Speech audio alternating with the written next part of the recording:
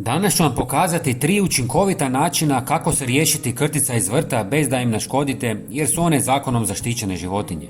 Najbolji rezultati postižu se kad se sve metode primjenjuju istovremeno.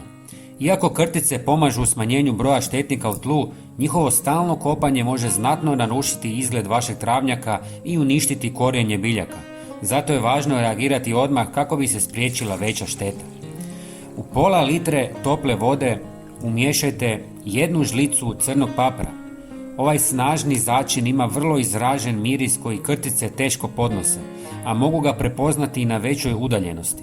Njegov oštar miris i tvar koja iritira njihove osjetilne organe potiče ih da se udalje od tretiranog područja.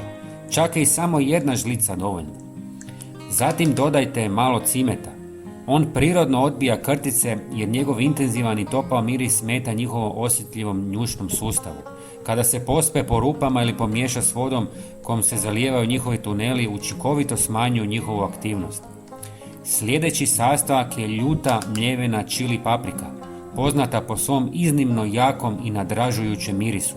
Krtice imaju vrlo razvijen osjet njuha, a miris čili paprike za njih je izrazito neugodan i bolan, što ih prisiljava da napuste to područje.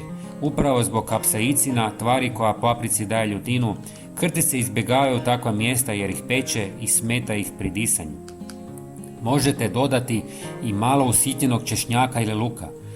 Smjesu dobro promiješajte i pustite da odstoji nekoliko sati kako bi se sastojci otpustili. Ako nemate sve začine, možete poslužiti samo jedan, ali najbolji učinak postiže se kombiniranjem svih zajedno. Nakon što smjesa odstoji, možete ju razrijediti s nekoliko litara vode i redovito prskajte ili ulijevajte u krtičnjake. Prije nego vam pokažem drugu metodu, napišite nam u komentarima kako se vi rješavate krtica u vrtu kako bi pomogli i drugim ljudima. Hvala vam. Druga metoda uključuje upotrebu komadića aluminijske folije, limenki ili plastičnih boca pričvršćenih na štaporu. Kad zapuše i najmanji vjetar, stvaraju se zvukovi koji smetaju krticama te ih tjeraju iz vrta. Ovaj jednostavan i pristupačan trik koristi vibracije da bi se krtice, glodavci i ptice držali podalje. Treća metoda temelji se na mirisu psećeg ili mačjeg izmeta ili dlake. Krtice taj miris povezuju sa mogućom opasnošću jer im signalizira prisutnost predatora. Kad se izmet pospe po zemlji ili ubaci u rupe, stvara se prirodna barijera koja ih odbija.